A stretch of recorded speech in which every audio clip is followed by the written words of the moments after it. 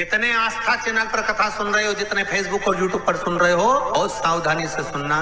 जब जीवन में कहीं समस्या खड़ी हो जाए, कहीं बहुत विकट समस्या है और कोई हल ना मिल रहा हो जाता है जीवन में, कोई घड़ी ऐसी आके खड़ी हो जाती है जहां पर हमको सोचने के लिए भी समय नहीं मिलता। तब 7 स्थान शिवलिंग के बताए हैं जहां पर भूल से भी अगर कोई चंदन की उंगलियां लगा देता है, 7 स्थान ऐसे हैं जहां चंदन की मात्र उंगलियां लगा देने से ही शिव पितृलोक के पितरों को मुक्ति प्रदान करके वैकुंठ लोक का निवास दे देते हैं। 7 स्थान।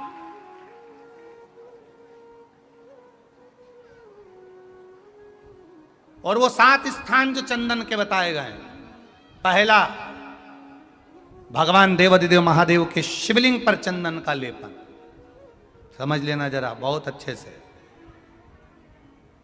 आपको लगता है स्वप्न में कोई मुर्दे दिख रहे हैं, या कोई जल रहा है, या कोई मर रहा है, या कोई चला गया है, ऐसा भय लगता है। बच्चों को मानी भेजूंगी ऐसा हो जाएगा, पति को मानी भेजूंगी ऐसा हो जाएगा, कोई हमारे कोई गलत तो नहीं कर रहा है, आपको लगता है। 7 स्थान चंदन के बताएं महाराज। पहला शिवलिंग, दूसरा जहां गणेश जी का स्थान है, मालूम है ना सबको? जम के बोलो जरा, मालूम है ना सबको? जहां गणेश जी का स्थान है वहां अलग से गणेश जी बैठे, वहां नहीं। शिवलिंग में जलाधारी के ठीक सामने राइट में गणेश, लेफ्ट में कार्तिकेय, बीच में अशोक सुंदरी। तो पहला चंदन बाबा के शिवलिंग पर, दूसरा गणेश जी पर चंदन की उंगली, तीसरा षडानंद कार्तिकेय पर चंदन की उंगली, चौथा अशोक सुंदरी पर चंदन की उंगली, पांचवा जलाधारी पर चंदन की उंगली, छठा जो शिवलिंग का जल बह रहा है इसके ठीक विपरीत की ओर चंदन की उंगली, और 7वां चंदन नंदी के मस्तक के ऊपर जो 2 सींग लगे रहते हैं उस पर चंदन की उंगली। ये कब लगाई जाती है? या तो अमावस्या के दिन। आपको लगता है कि हमारे पूर्वजों का उद्धार नहीं हुआ, हमारे पूर्वजों का कल्याण नहीं हुआ, कहीं अधोगति में कोई चला गया है, उसका बस एक बार, रोज नहीं जरूरत है, प्रतिदिन जरूरत ही नहीं,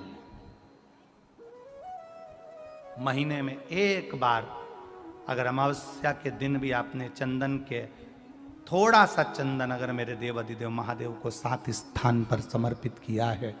अशोक यहाँ पर वर्णन कर रही हैं, मैना, धन्य और कला की कथा कह रही है। तीनों ने सनकादि ऋषियों से मांगा। चंदन भगवान को अति प्रिय होता है, और चंदन ही एक ऐसा होता है जो पितरों को भी प्रिय होता है, जिसका स्पर्श मात्र लगने से पूर्वजों का कल्याण हो जाता है। वो 3 जगह पर अगर कोई बीमारी ऐसी हो गई कि वो समाप्त नहीं हो रही, बड़ी बड़ी तकलीफ, मतलब एक बार दवाई अगर चालू हो गई तो दवाई बंद ही नहीं हो रही है, तो उसके लिए आपको 3 जगह पर जल चढ़ाना प्रारंभ कर दो। मात्र 1 हफ्ते से ज्यादा चढ़ाना भी नहीं पड़ेगा। जैसे 1 हफ्ते आप टेबलेट लेते हो, गोली लेते हो, 1 हफ्ते चढ़ाना प्रारंभ कर दो। सबसे पहले बेलपत्री के पेड़ के नीचे क्या करना है? जल का पात्र लेना है, उसमें 2 दाने चावल के डालना, 2 दाने अक्षत के डालिए। पहले बेलपत्री के पेड़ के नीचे जाओ, वहां जल चढ़ाओ, फिर जाइए पीपल के वृक्ष के नीचे, वहां जल चढ़ाइए। आखिरी में या तो शमी के नीचे या फिर आंवले के नीचे, इन दोनों में से कोई एक वृक्ष जिसके नीचे। पर 1 हफ्ते अगर आपने आंवले में चढ़ाया है तो आंवले में ही चढ़ाना, शमी में चढ़ाया है तो शमी में चढ़ाना है। ये बदल के मत चढ़ाना कि आज मैं शमी में चढ़ा देती हूँ, कल आंवले में चढ़ा दूंगी। स्नान करते समय या भोजन करते समय या तीर्थ में क्षिप्रा, नर्मदा, गंगा, सरयू, सरस्वती, मंदाकिनी, जितनी भी नदियां पवित्र हैं, इसमें जब स्नान करो या घर पर स्नान करो, उस समय पर गंगे हर या नर्मदे हर, ये 2 कहना चालू कर दो, कभी धोखा नहीं होता। जिस समय हम हर हर गंगे बोलते हैं या नर्मदे हर बोलते हैं, एक लोटा पानी जब अपने ऊपर चढ़ता है या अपन किसी पवित्र नदी में डुबकी लगा रहे होते हैं या घर में एक लोटा पानी अपने ऊपर डालते समय हर हर गंगे या नर्मदे हर बोल रहे होते हैं, उस समय पर सारी पवित्र नदियां और हमारे पूर्वज, हमारे पितर, हमारे आहूत, हमारे वासुक और 33 कोटि देवता हमारे नर्मदे हर बोलते ही, गंगे हर बोलते ही हमारे सम्मुख में आकर खड़े होकर हमको पवित्र। इसी बेलपत्र की जो नीचे की 2 पत्तियां होती हैं, इन 2 पत्ती के लिए पहले भी वर्णन करा, इन पत्र में भी है।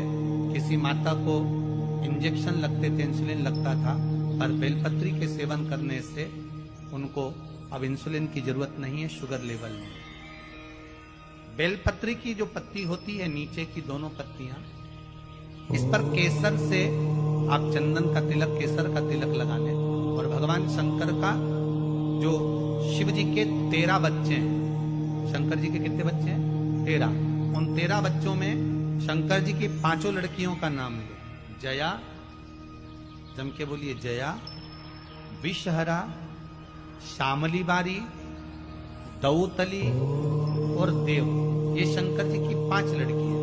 इन 5 लड़कियों का नाम लेकर एक एक बेलपत्र को, बेलपत्र आपको अर्पित करना है।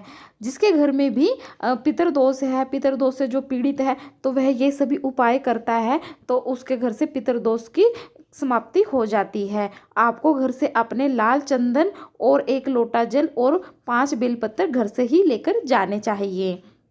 और आप ये विशेष उपाय अगर करते हैं तो आपको भी जल्द से जल्द पितरदोष से मुक्ति मिल जाती है। यह उपाय आप हर अमावस्या पर भी रिपीट कर सकते हैं। हर अमावस्या पे आपको यह रिपीट करने चाहिए। तो अगर आपको हमारी वीडियो पसंद आ रही है दर्शकों, तो वीडियो को लाइक करें, कमेंट में जय माता दी और श्री शिवाय नमस्तुभ्यम जरूर लिखें।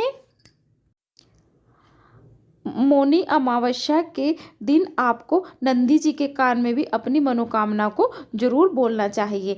ओम नमः शिवाय, ओम नमः शिवाय, श्री शिवाय नमस्तुभ्यम, श्री शिवाय नमस्तुभ्यम 3 बार आपको यह मंत्र जाप करके और फिर अपनी मनोकामना को नंदी जी के कान में कह देना चाहिए। भोले बाबा जल्द से जल्द आपकी विनती को जरूर सुनेंगे।